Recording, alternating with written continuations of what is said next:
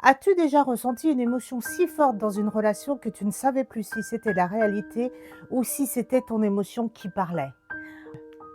Premièrement, l'auto-évaluation émotionnelle. Peux-tu identifier rapidement ce que tu ressens dans une relation? Lorsque tu échanges avec quelqu'un, es-tu en capacité de reconnaître si tu es détendu, si tu es inquiet, si tu es agacé, si tu es enthousiaste? Exercice simple. Après être rentré en relation avec quelqu'un et avoir ressenti, percevoir ton ressenti, es-tu en capacité de noter, en échelle de 1 à 10, l'intensité de ce que tu as ressenti? Une émotion intense te fait réagir impulsivement et fausse ton jugement face à la relation. Deuxièmement, la projection affective. Fais-tu des suppositions vis-à-vis de l'autre face à ton propre ressenti affectif? Exemple, si tu es anxieux, as-tu tendance à penser que l'autre est distant vis-à-vis de toi ou critique à ton propre égard?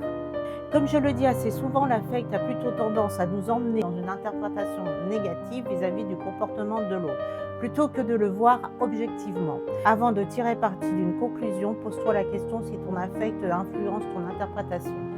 Troisièmement, la dépendance affective ou l'autonomie émotionnelle. Si une absence de réponse t'affecte profondément ou une remarque négative, c'est que ton affect est trop impliqué. L'idée est d'apprendre à distinguer ses émotions de celles des autres. Mon conseil, note 3 éléments positifs vis-à-vis de toi-même qui ne dépendent en aucun cas d'une validation extérieure. Quatrièmement, l'impact de ton affect sur tes décisions relationnelles. Pose-toi la question. Tes choix relationnels sont-ils dictés par ton affect, comme par exemple la relation amoureuse, ou par une réflexion beaucoup plus rationnelle? Le meilleur exemple que je vais vous donner, et c'est un exemple que l'on retrouve chez tout le monde, c'est la relation amoureuse. Tu restes dans la relation amoureuse parce que tu es pris dans ton affect et tu n'as pas de réflexion plutôt rationnelle. Le meilleur exemple que je puisse donner, la relation amoureuse. Elle te piège si tu restes dans ton affect alors que ta pensée rationnelle te dit non. Alors, si tu devais conseiller une amie par rapport à une relation difficile, qu'est-ce que tu lui donnerais comme conseil? Le premier point que l'on peut observer, c'est que la personne elle est piégée dans une relation amoureuse, puisque c'est l'émotion qui prend le dessus. Maintenant, il faut inverser. Vous allez me dire comment faire. C'est souvent ce que l'on me pose. Eh bien, écoutez, il faut apprendre à poser des questions, comme je le dis assez souvent. Il faut observer la personne avant de tomber amoureuse. Protégez-vous de votre affect à ce niveau-là. Vous avez un coup de cœur pour quelqu'un, protégez-vous. Protégez-vous. C'est le seul conseil que je peux vous donner. C'est difficile parce qu'on a envie de tomber amoureux. C'est normal pour tout le monde, c'est humain. Mais il faut aussi vous protéger parce que vous tombez dans le piège très très vite quand vous tombez amoureuse ou amoureux, inversement. Parce que vous n'avez pas posé les bonnes questions, vous ne connaissez pas la personne et vous êtes déjà piégé par votre sentiment amoureux. C'est une émotion qui est très forte, le sentiment d'amour, mais attention, il peut vous piéger. La première des choses, c'est de retourner en arrière. Même si vous dites: «Bon, bah, là, il est trop tard», ce que j'entends assez souvent, «Il a souffert» ou «Il n'a pas eu de chance dans sa vie», «On va reposer les choses». Non, c'est déjà trop tard, en fait. C'est déjà trop tard. Posez les bonnes questions dès le début, parce que dès le début, vous êtes pris au piège par un sentiment amoureux. C'est le piège, c'est le piège, parce qu'au bout de 3 4 mois, c'est la douche froide. Ça peut, attention, c'est pas une obligation, mais ça peut être la douche froide comme je le rencontre assez souvent, je l'ai entendu encore récemment.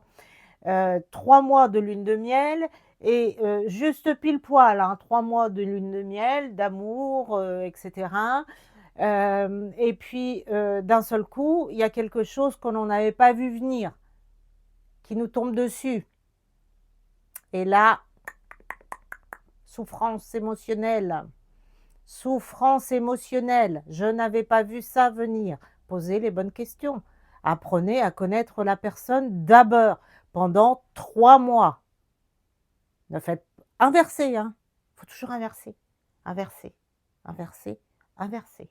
Je le dirai jamais assez, inverser. Apprenez à connaître, tomber amoureux, amoureuse, après, une fois que vous connaissez la personne et que vous allez tomber amoureuse de ses valeurs, de sa force, de sa sécurité, de ce qu'il représente en positif, de ce qu'il a en positif. Qu'est-ce qu'il peut vous apporter en positif, hein?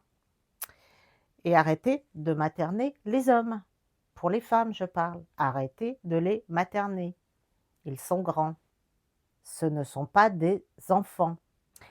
Et puis, apprenez à évaluer votre degré d'affect. Voici les 4 conseils que je vous donne. Premier point, l'affect est essentiel dans les relations, mais il ne doit pas nous aveugler. Avec ces 4 conseils, tu vas pouvoir évaluer ton degré d'affect et ajuster tes relations. Pose-toi bien ces questions au quotidien et tu verras comment ton relationnel peut se transformer. Le meilleur exemple que je puisse te donner ici, c'est rester dans une relation amoureuse parce que tu ressens de l'attachement, même si elle te fait souffrir. L'attachement, l'émotion. L'émotion étant forte, attachement. Tu restes parce que tu as de l'attachement et même si elle te fait souffrir, tu restes. C'est le meilleur exemple. Rester dans une relation parce que tu ressens de l'attachement, que ce soit amoureuse, familiale, amicale, peu importe, professionnelle, rester dans une relation parce que tu ressens de l'attachement, mais elle te fait souffrir.